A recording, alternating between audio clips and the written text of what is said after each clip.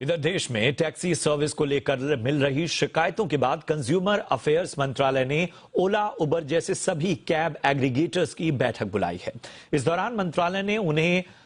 प्रश्नों की एक सूची सौंपी है और इसे लेकर क्या मंथन होना है, क्या बातें निकलकर सामने आनी है, ये बड़ा सवाल है।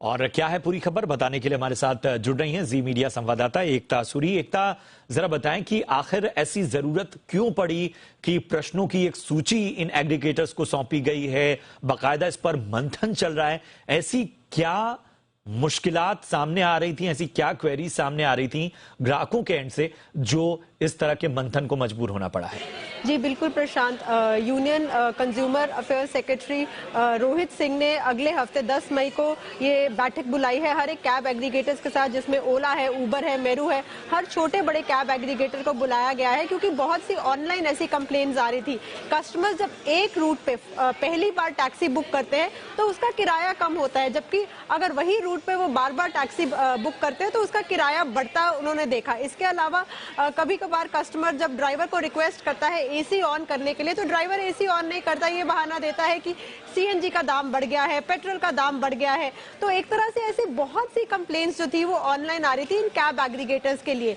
तो ये जो बैठक बुलाई गई है इसमें ये समझना चाहते हैं कि आखिर ये क्या एल्गोरिदम यूज करते हैं कि जब कस्टमर पहली बार एक रूट के लिए अगर टैक्सी बुक करता है तो उसको कम किराया देना पड़ता है, जबकि अगर वो रेगुलर उसी रूट पर जाता है तो किराया कैसे बढ़ जाता है। इसके अलावा जो सरचार्ज है ये किस तरह के एल्गोरिदम से ये बढ़ता है, क्योंकि बहुत बार हमने ऐसी कंप्लेंट्स देखी हैं कि जब डिमांड ज्यादा होती है तो एकाएक हमने एप्स पर लिखा हुआ भी देखा है कि डिमांड बढ़ गई है इसलिए अब आपको इस रूट का जो किराया है वो इतने रुपए से अब इतने गुना ज्यादा बढ़ गया है। तो ऐसी बहुत सी कंप्लेंट्स थी किराए को लेकर, एसी को लेकर। जब अगर आप एक ओला उबर बुक करते हैं तो जाहिर सी कंफर्टेबल राइड लेना चाहते हैं, जबकि ड्राइवर्स जो है वो एसी को लेकर मनमानी करते हैं कि नहीं हम दूसरे नंबर पर ही रखेंगे या हम ऑन नहीं करना चाहते क्योंकि हमें हमारी जेब में प्रॉफिट कम आता है। तो ऐसी शिकायतों को लेकर रोहित सिंह ने 10 मई को इन कैब एग्रीगेटर्स के साथ एक बैठक बुलाई है जिसमें एक तरह से एल्गोरिदम सबसे पहले वो समझना चाहते हैं और दूसरा ये कि ये मनमाफिक जो किराया है ये क्यों चार्ज करते हैं। क्योंकि यहाँ पर एक और एग्जाम्पल उन्होंने दिया ऑस्ट्रेलिया का, जहाँ पर